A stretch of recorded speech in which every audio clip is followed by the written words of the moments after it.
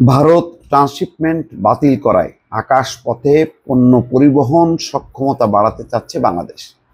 এটা বাংলাদেশের জন্য একটা চ্যালেঞ্জ, যেহেতু ট্রান্সশিপমেন্ট অর্থাৎ কলকাতা বন্দর দিয়ে যে বিশ্বের বিভিন্ন জায়গায় তৈরি পোশাক রপ্তানি হবে সেটা বন্ধ করে দিয়েছে, অর্থাৎ এই সুবিধাটা বন্ধ করে দিয়েছে ভারত।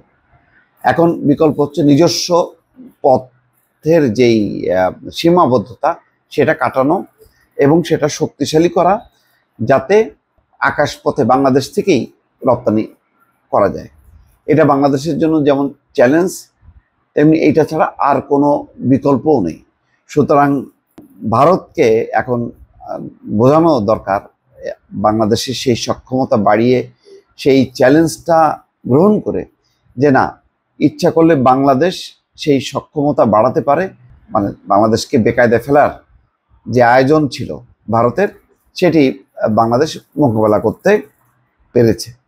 এই বিষয়টি সামনে আনা দরকার। সেই লক্ষ্যে এখন সমস্ত ব্যাপক আয়োজন চলছে। এখানে খবরে বলা হচ্ছে যে ভারত বাংলাদেশি রপ্তানি পণ্যের জন্য ট্রান্সশিপমেন্ট সুবিধা বাতিল করায় অন্তর্বর্তী সরকার স্বাধীন বিমান পরিবহন কার্যক্রম জোরদার এবং রপ্তানির গতি ধরে রাখার প্রচেষ্টা ত্বরান্বিত করছে।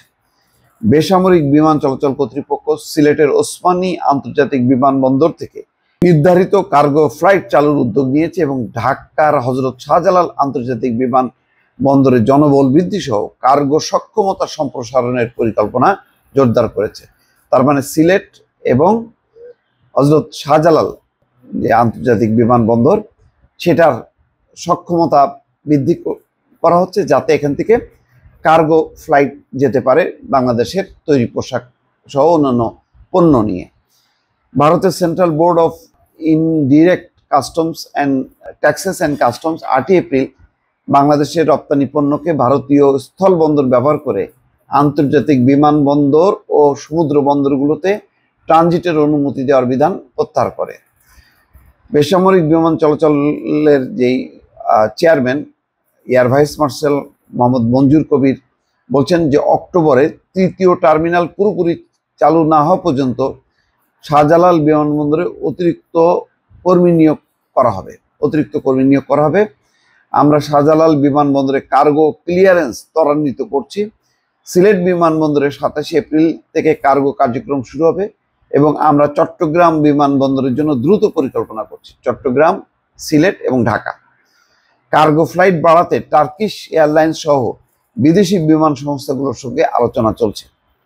সিলেট বিমানবন্দরের পরিচালক হাফেজ আহমেদ বলেন, ভয়েজার এয়ারলাইন্স মধ্যপ্রাচ্যের মাধ্যমে স্পেনে প্রথম কার্গো ফ্লাইট পরিচালনা করবে।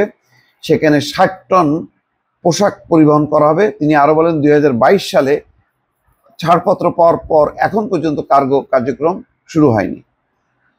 যাই হোক, এটা একটা বাংলাদেশের জন্য একটা বড় চ্যালেঞ্জ। সেই চ্যালেঞ্জ মোকাবেলা করতে সক্ষম বলে বাংলাদেশ কর্তৃপক্ষ দৃঢ়ভাবে মনে করে এবং এটা করার মধ্য দিয়ে ভারতকেও একটা জবাব দেওয়া দরকার যে না, তোমরা যদি আমাদের যে সুবিধাটা বন্ধ করছো, সেই সুবিধাটা আমরা বাংলাদেশে তৈরি করছি এবং এতে রপ্তানি পণ্য পরিবহনে কোনো রকম কোনো অসুবিধা হবে না। দর্শক ভালো থাকবেন, আল্লাহ হাফিজ।